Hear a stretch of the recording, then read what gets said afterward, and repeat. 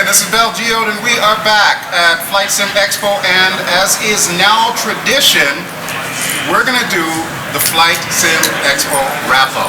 If you saw the one in Vegas last year, you kind of know the format. Basically, we just go around with our esteemed guests here and ask them what they liked about Flightsimexpo, what they didn't like about Flightsimexpo, and what they would like to see for the next year. So this year, I am joined by some very esteemed colleagues.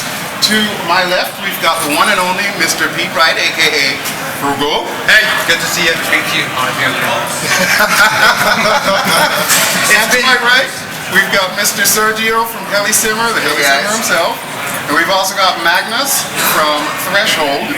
Yeah, he is here as well, also ex-Enviro. Yep. And the one and only Mr. Fred Narr, HTR, Helicopter Total Realism. If you're not familiar with the FSX module that was used to improve the helicopters, this is the man behind it. And he's also got some exciting stuff that he's working on for us. And then we've got Jeff, who is a real-life pilot who kind of brings that element into the whole Flightsimexpo. So, to start it off, I don't know if we want to go from left to right or whatnot, but just kind of give me an idea of, your impressions of the sim. And I'm thinking we should probably start from left to right. So Jeff, you are up, sir. Impressions? Of the expo itself. So it was my first time being to Flightsimexpo.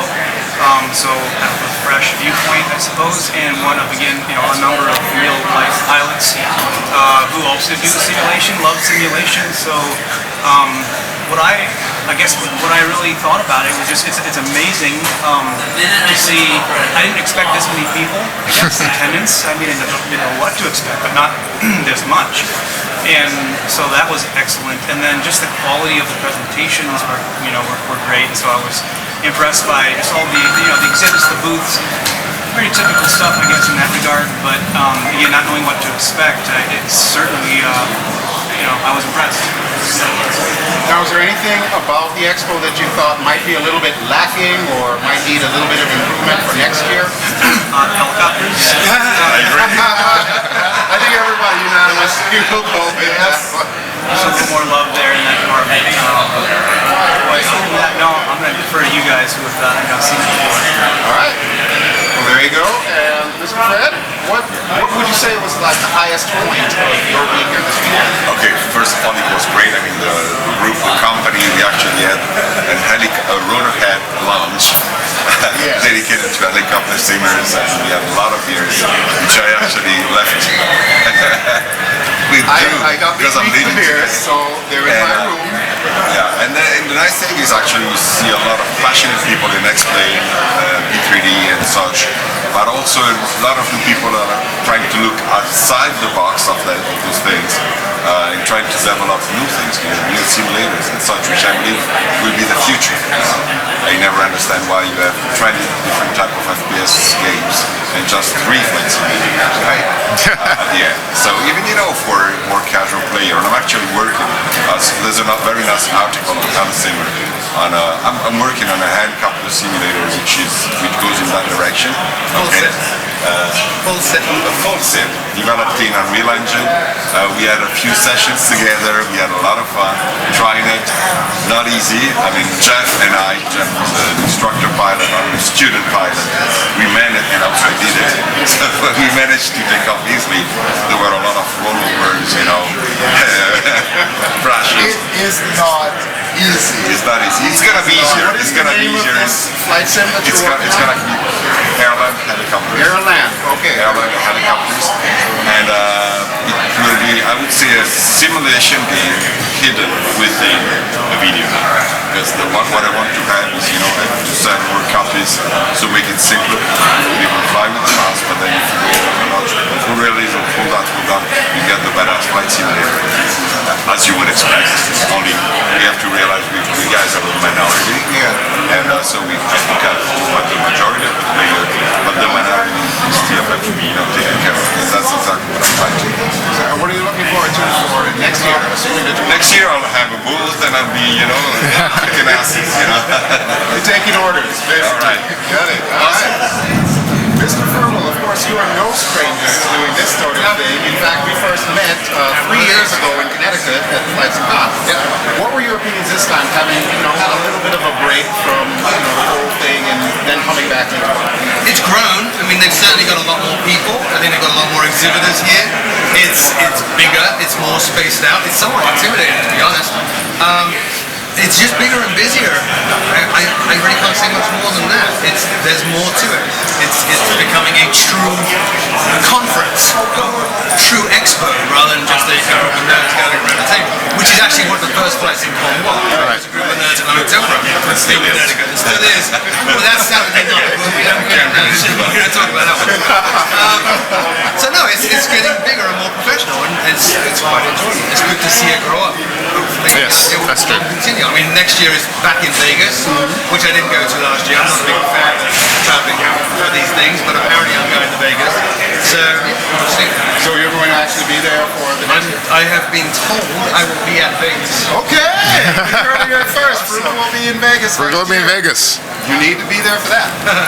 Now, as far as like my experiences with it, honestly, it's pretty much been more of the same, but I'm really, really excited to have seen a lot of the feedback from videos like this one that we're doing now from last year spill over into this year. A lot of the things that we asked for, most notably more helicopter presence and so on, all of that came to be, and it was really exciting to run into all these people that are like, hey, thank you for talking about the experience last year, thank you for making sure that they invited XYZ person that we can interact with.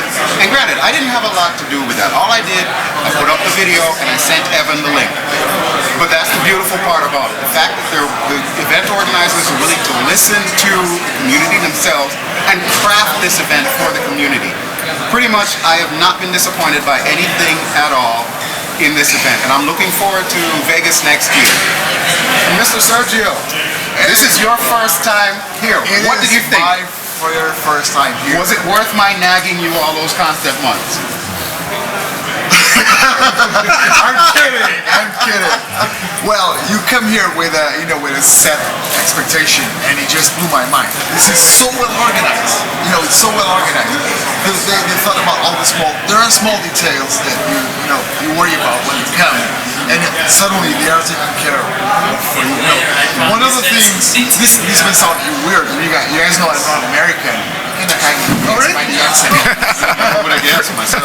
Yeah, I kind of guess by the accent. I'm actually from Portugal. So, there are some small details, some small differences between Portugal and the US that you kind of worry about. And some of them are pretty stupid, but they exist. The fact that, I sometimes struggle to find water. It's just a thing, and I thought, I better go and try to find some place to find, to get some water, right? And then I get an email from these guys from the government organization saying that we would have water bottle at the hotel room, for free. And we just, it's just a small detail. I'm not even going to tell you about the size of this thing. It's huge. It's huge. It's big. It has everybody here. I spent the whole day talking yesterday. I didn't shut up. Everybody was asking me stuff, and it was just amazing. But the small details, the little things that that these guys have put into it because they care about the people that come into the event. It's just amazing. It's marvelous. I love it. What I want to see next year, me there. That's what I want to see. That's fair enough. I have to get some funds to get me my ass there and go to Las Vegas. I want to see more helicopters. I know there are some other companies that were supposed to be here, and they want to go there. I know Fred wants to be there next year. I want to see more. I was actually talking to some guys from the flight school, and they want to be there. A helicopter flight school wants to be there as well. So yeah, this is starting to happen for the helicopter flight simulation community, and that's what I want to see. I want more helicopters. I want more variety inside the helicopter, inside the simulation community.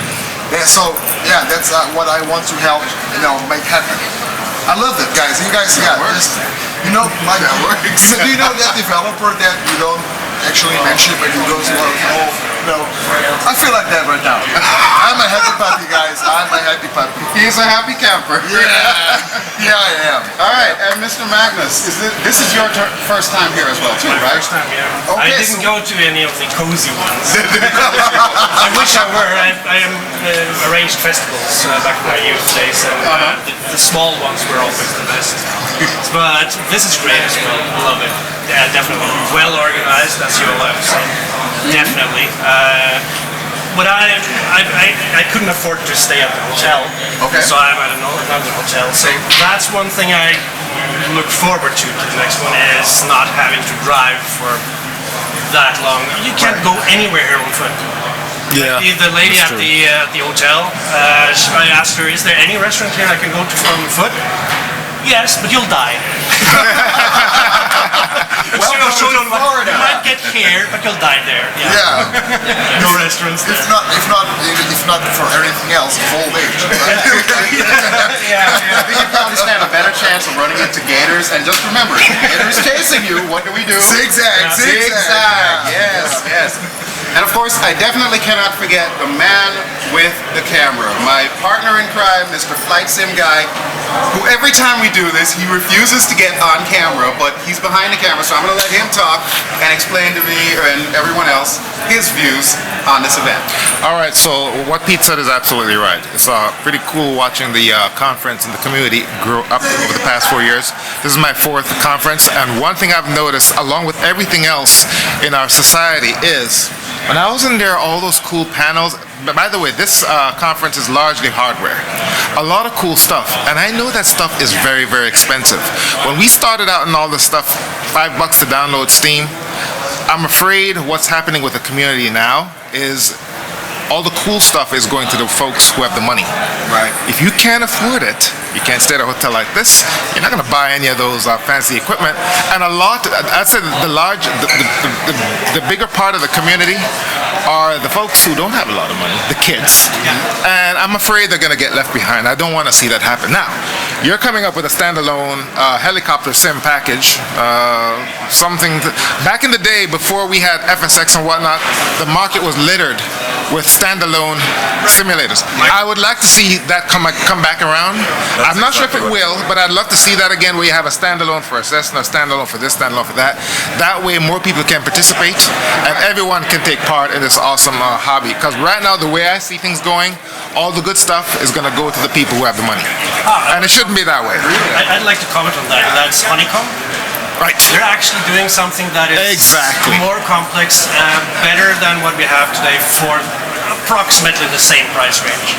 It's still expensive, but it's much cheaper than a lot of the stuff that's in You're there. not paying $900 Exactly. for a yoke alone. Exactly. So you have everything there. So that's a good sign that we might get. But I completely And the agree. beautiful thing too, we've kind of run the gamut as well too. It is starting to appeal to some of the bigger names and whatnot. Like we had Vario here with their $6,000 VR headset. Let me tell you, that thing feels like it's worth $6,000, but there's no way in heck I'm going to be able to, put the money down for something like that to go upgrade my Rift S. So I would like to see the technology move forward now that we have like a pretty much of a baseline. Get a little bit more affordable, and I know that's the nature of technology anyway. The longer it's out, the more the price drops. But I also want to give a shout out to prop wash simulations. I don't know if you saw some of the avionics that they came up with. A lot of that stuff is really affordable, and I want to see more of those little guys coming into this kind of an event and carving out their niche, because as we all know, this is a very niche field. So But there's space for everybody. Yeah, but there's the thing that I also notice we have very expensive hardware out there. But with the fact that you can now we have 3 filters for cheap, you are also getting a lot of stuff that it's not actually that expensive. And I was checking out a small panel for the kit that I have, the ProFlight Trainer Puma. And we're talking about the small panels we use to do VR. So it doesn't have an LCDs or any written stuff or anything. It's just knobs and switches and whatnot. And it's supposed to be positioned near the collective. So when I I'm using VR and I want to change frequencies, for example, I just reach out to change the frequency. And that's a 3D printed thing. I'm not sure if I can speak about the price, but it's not that expensive considering what it does. And I'm seeing more and more of that stuff. You do have the high-end things, very expensive things, but you now have guys doing things with 3D printers that, okay, it doesn't look pretty, but it does the job. But on the other end of the spectrum, we just looked at something. Russ Yeah. Barlow's knob. Right, right. The knobster. What kind of a pricing structure does he have? Would you say that's something that the That's average affordable. seller is going to be able to? Yeah, and I think probably they're going to, my guess, they haven't said this, what we're talking about is something called Knobster, which was invented by a guy called Russ Barlow. And what Knobster is the coolest thing. It's a single two-stage knob, like on a navigation radio. You had the outer and the inner. It's a single knob. It's about that big. You can put it on your yoke, on your joystick, on your desk. It doesn't require a whole panel. And then there's some software called Air Manager. Air Manager will basically reproduce all the dials and controls from the cockpit on a second screen or a second computer or on a tablet. And what you do is you just touch the control and then use this knob to change it. This single knob. Now I know he's charging Sim Innovations bought. So they're charging $95 for the knob. Okay. And they're charging euros. 65 euros for Air Manager. My guess is they're charging, that feels a little bit high to me, and my guess is they're charging that because they're not selling it. Right. Right, which is why I just grabbed a bunch of YouTubers and magazine editors and said, play with Russ Barlow's knob.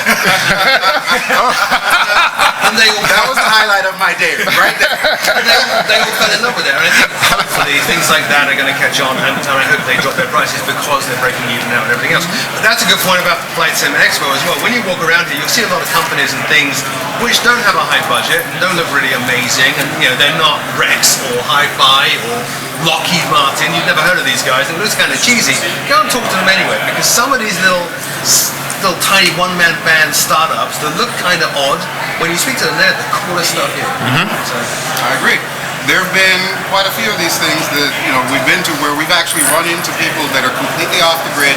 They're just here as patrons, and they've got something to show. And especially with what Fred is working on here, that's pretty much how he had approached it. He's here as a patron, but he still has something to show the community that naturally excites those that are really interested in it. So it's just one of those things that I would highly encourage if you get the opportunity to come out to Flightsimexpo next year in Vegas and so on, or even in the future wherever they decide to have it, because it's my understanding it may alternate coasts. I would highly recommend that you do that, and for those of you who have actually done that because of recordings like this, I thank you for coming out and supporting the community and being a part of the community and whatnot. Before we wrap everything up, does anyone have any final words that they wanted to say in regards to FSE?